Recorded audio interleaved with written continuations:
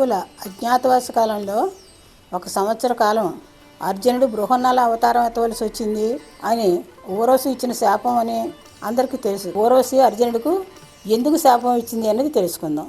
పరమశివుడు కిరాతుని రూపంలో అర్జునుడి విలువిద్యను పరీక్షించిన తర్వాత అతని శక్తియుక్తులకు సంతోషించి పాశుపతాస్త్రం ప్రసాదించాడు. ఇంద్రుడు, వరుణుడు, యముడు, కుబేరుడు కూడా అర్జునుడిని ప్రశంసిస్తూ దివ్యాస్త్రాలను ఇచ్చారు. తర్వాత అర్జునుడు స్వర్గలోకానికి వెళ్ళాడు. ఆ స్వర్గలోకంలో అర్జునుడికి ఘన స్వాగతం లభించింది. అర్జునుడి గౌరవార్థం నృత్య ప్రదర్శన ఏర్పాటైంది. స్వర్గలోక అప్సరస అపురూప సౌందర్యవతి మహోజ్వల మెరుపుదీగా అయిన ఊర్వశి మహా అద్భుతంగా నాట్యం చేసింది.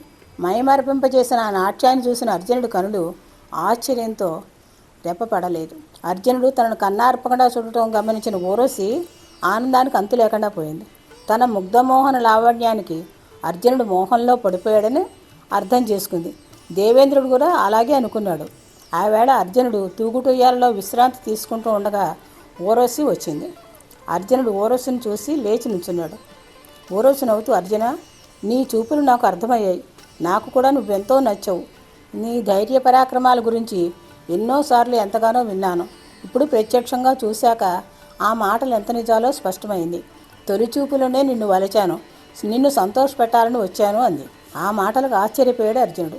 తల్లి, నీ మాటలు నాకు ఎంతమాత్రం ఆనందాన్ని ఇవ్వలేదు, ఆందోళన కలిగిస్తున్నాయి.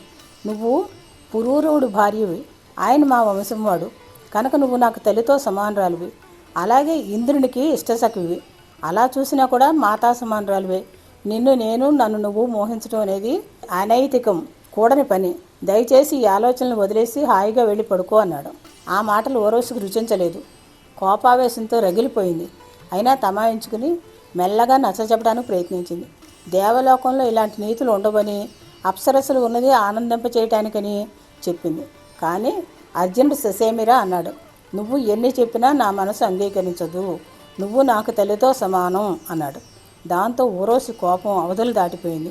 అర్జున, అందరూ నన్ను మోహించేవారే కానీ తిరస్కరించిన వారు ఒక్కరూ లేరు. ఇన్నాళ్ళకి నువ్వు ఇలా మాట్లాడావు. ఈ పరాభవాన్ని నేను తట్టుకోలేకపోతున్నాను. నన్ను ఇంత అవమానించిన నీకు ఫలితం తప్పదు. నువ్వు కొన్నాళ్ళు నపుంసకుడిగా జీవించాల్సి వస్తుంది. చూడు, నీ ధైర్య సాహసాలకు భిన్నంగా ఆడవాళ్లతో కలిసి జీవించాల్సి వస్తుంది. ఇదే నా శాపం అంది. అలా ఇచ్చిన ఆ శాపమే అర్జునుడికి వరంగా మారి అజ్ఞాతవాసంలో బృహన్నల అవతారం ఎత్తవలసి వచ్చింది. అలా బృహన్నలగా ఏడాది గడిపాడు. అయితే ఊర్వశి ఇచ్చిన శాపం ఒక విధంగా అర్జునుడికి వరమే అయింది కదా. ఇది అర్జునుడికి ఊర్వశి ఇచ్చిన శాపం వివరం. స్వస్తి. Thank you for watching this video. If you enjoyed it, please hit the like button and the bell notification icon. Like, comment, and subscribe.